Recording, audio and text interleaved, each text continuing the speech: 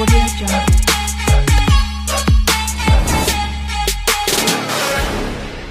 Hello అందరికీ welcome back to our channel Anu multimedia.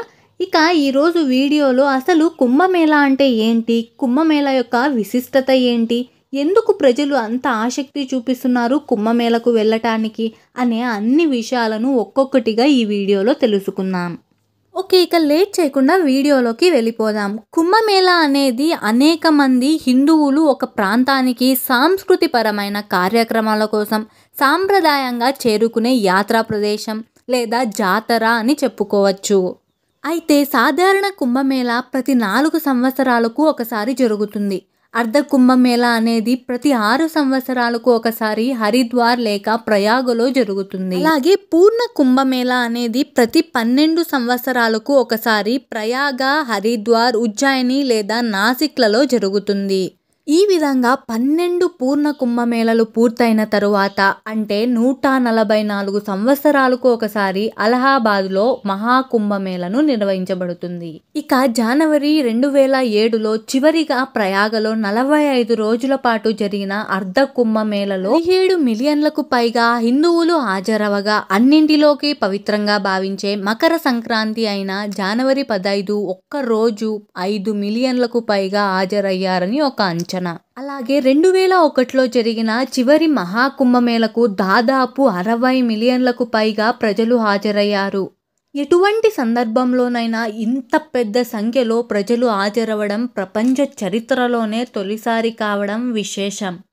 అయితే ఇప్పుడు ఈ మహాకుంభమేళా 2025 జనవరి 13న పుష్య పూర్ణిమ స్నానంతో ప్రారంభమై ఫిబ్రవరి 26, 2025న మహాశివరాత్రితో ముగుస్తుంది. ఇక ఇలాంటి పుణ్య శుభకార్యంలో పాల్గొనడానికి ఉత్తరప్రదేశ్లోని ప్రయాగ్రాజ్ని సందర్శించాలి. అక్కడ గంగా, యమున, పౌరాణిక సరస్వతి నదుల సంగమమైన త్రివేణి సంగమంలో పుణ్యస్నానం చేయడం ద్వారా యాత్రికులకు తమను తాము ఆధ్యాత్మికంగా శుభ్రపరుచుకునే అవకాశం ఉంటుందని విశ్వసిస్తారు.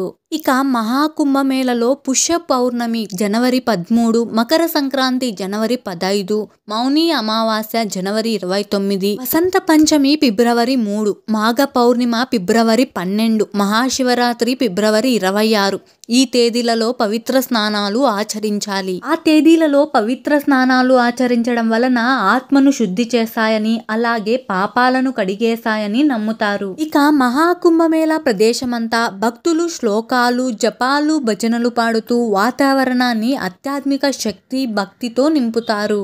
అదేవిధంగా ప్రఖ్యాత పండితులు, ఆధ్యాత్మిక నాయకుల ప్రసంగాలు, తాత్వికత చర్చలు చేస్తారు. మతం, ఆధ్యాత్మికత, జీవితంపై లోతైన అంశాలను చర్చిస్తారు. ఇలాంటి పుణ్య ప్రదేశాలను దర్శించడం వల్ల మనకు మంచి పుణ్యఫలం దక్కుతుంది. ఇక కుంభమేళా గురించి ఇన్ని విషయాలను తెలుసుకున్నాం కదా.